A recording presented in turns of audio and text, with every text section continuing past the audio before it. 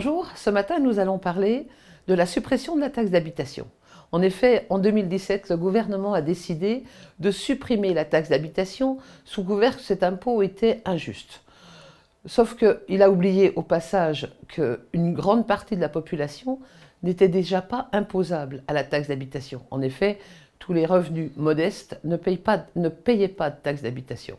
Donc dire on la supprime pour 80% des Français, c'était déjà un premier mensonge puisque la réalité, c'est qu'environ 60% de la population seulement, un peu moins de 60%, payait cette fameuse taxe d'habitation.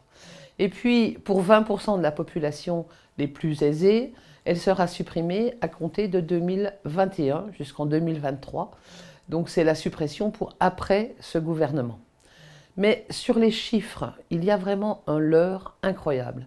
La taxe d'habitation en moyenne nationale, c'était 16,1 milliards d'euros collectés sur l'ensemble des communes de France. Et le gouvernement va compenser cette perte de recettes pour les communes, puisque c'est ainsi que cela se concrétise, par la part départementale de la taxe du foncier bâti. C'est un peu complexe à comprendre, mais cette recette de la part départementale de la taxe du foncier bâti correspondait à peu près à 15,2 milliards d'euros. Ce qui veut dire que la compensation pour les communes n'y est pas, 16,1, 15,2 milliards. Et puis la réalité, c'est qu'on va couper tout lien entre la commune et les élus et les habitants de la commune, puisqu'ils ne seront plus au fait du tout de ce qui se passera sur la commune, puisque de toute façon, la taxe d'habitation ne sera pas utilisée à cette fin.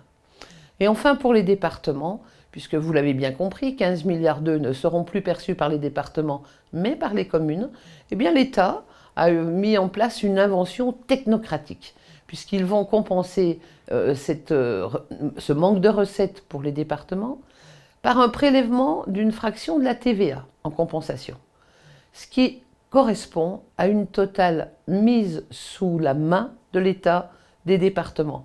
Plus aucune autonomie de taux pour les départements. Si le gouvernement voulait supprimer à une brève échéance les départements, il ne s'y prendrait pas autrement.